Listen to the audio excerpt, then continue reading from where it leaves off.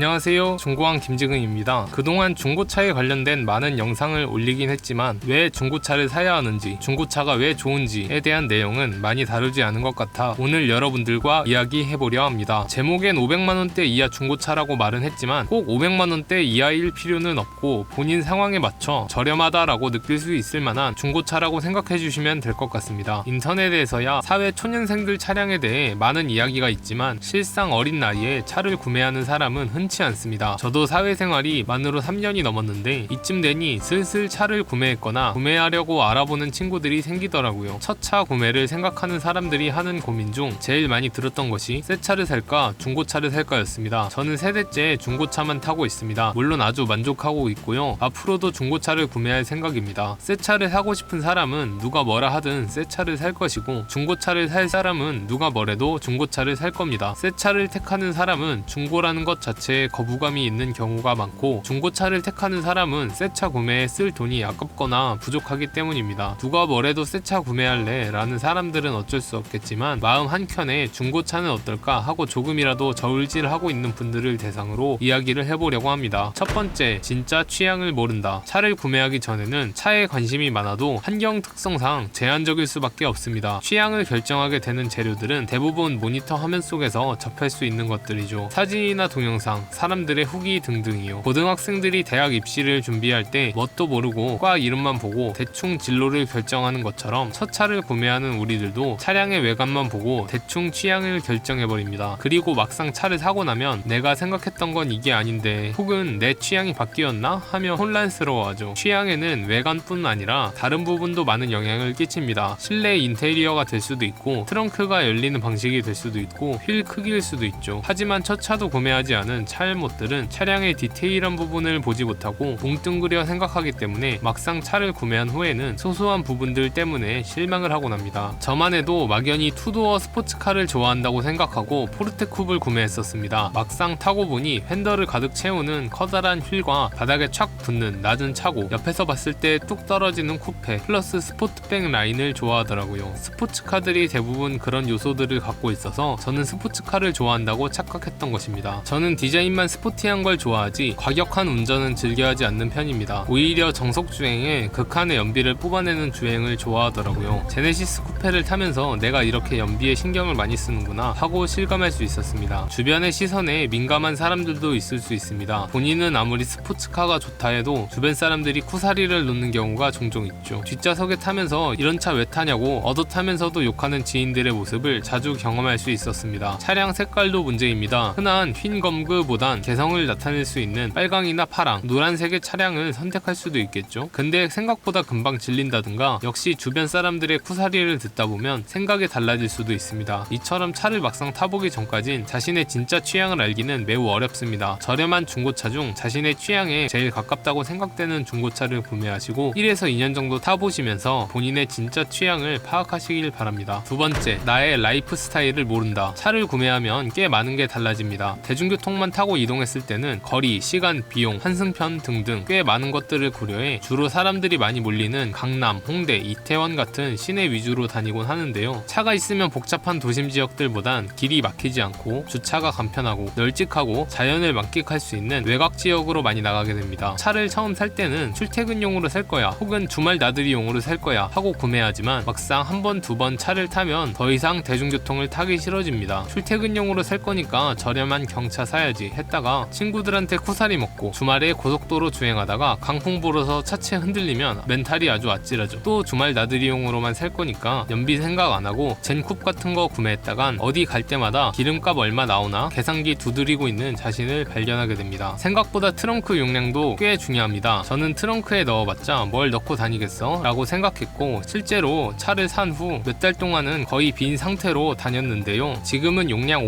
550리터의 거대한 아이오닉 트렁크에 뭔가를 꽉꽉 채워놓고 다닙니다. 최근 차박이 유행하면서 차박에도 관심이 생기는데요. 차박을 하려면 보통 SUV가 필요하거나 최소한 외건, 해치백, 스팅어나 아이오닉, 아우디 A7 같은 패스트백 테일게이트 세단이 필요합니다. 이런 거 신경 안 쓰고 무조건 난 예쁘고 저렴한 신형 아반떼요 하면서 CN7 구매하면 난처해집니다. 차박까진 아니더라도 캠핑을 가거나 피크닉을 가게 되면 생각보다 많은 짐들이 필요합니다. 거기에 세차용품, 잡동사니 등등 넣고 다니면 하면 트렁크가 금방 차버리죠. 전륜, 후륜, 사륜 등 구동 방식도 꽤 중요합니다. 일상 주행에선 세 가지 모두 큰 차이를 느끼지 못하지만 골뱅이 주차장이나 겨울철 눈길에선 큰 차이가 있습니다. 특히 후륜 구동은 다른 방식들에 비해 눈길에서 매우 취약합니다. 강원도에 거주하시거나 강원도를 자주 갈 일이 있으신 분들은 후륜 구매했다가 낭패를 보게 되는 경우가 생길 수도 있습니다. 스키장 근처 가면 눈밭에 후륜 자동차 바퀴 헛돌면서 출발 못하고 빌빌대는 모습들을 종종 볼 수 있습니다. 결국 겨울철마다 스노우 타이어를 끼워줘야 하는데 이게 또 경제적으로 만만치 않죠. 또 후륜의 경우 심한 골뱅이 주차장을 올라갈 때 바퀴가 헛도는 경우가 종종 생깁니다. 구동축 중 한쪽이 허공에 떠버리기 때문인데요. 전륜의 경우 구동축 쪽에 무게가 쏠려 그런 경우가 거의 없지만 후륜은 심심치 않게 생길 수 있습니다. 이런 걸 알고 있고 대처법을 숙지하고 있다면 능숙하게 탈출할 수 있겠지만 전혀 모르는 사람이 이런 경우가 생긴다면 식은땀이 주룩 날 수도 있습니다. 자신의 집 주차장뿐 아니라 차를 사게 되면 본인이 주로 어디를 다니게 되는지 파악을 하시고 구동 방식도 선택하시길 바랍니다. 전기차도 함부로 큰돈 투자해서 구매하시면 안됩니다. 집밥이 있는 사람들은 모르겠지만 집밥이 없는 사람들의 경우 충전하러 가는 귀찮음을 직접 체감하지 않았다면 느끼지 못할 것입니다. 신차는 한번 구매하면 감가가 커져서 다시 되팔려면 큰 손해를 감수해야 합니다. 때문에 불편하고 본인의 라이프 스타일에 맞지 않더라도 울며 겨자 먹기로 몇 년은 타야 하죠. 남자의 라이프 스타일은 차를 구매하기 전과 후로 나뉜다는 말이 있는데요. 전혀 겪어보지 못한 세계에 발을 들여놓을 때는 과감한 투자보다는 리스크를 최대한 줄여 탐색을 해본 후 어느 정도 본인의 스타일이 파악되었을 때 큰 투자를 하는 게 좋지 않을까요? 세 번째, 나에게 필요한 옵션을 모른다. 차에는 다양한 옵션이 있습니다. 외관을 꾸며주는 것부터 해서 사고를 예방하는 안전에 관련된 옵션까지 다양하죠. 그만큼 차를 구매하기 전에는 어떤 옵션이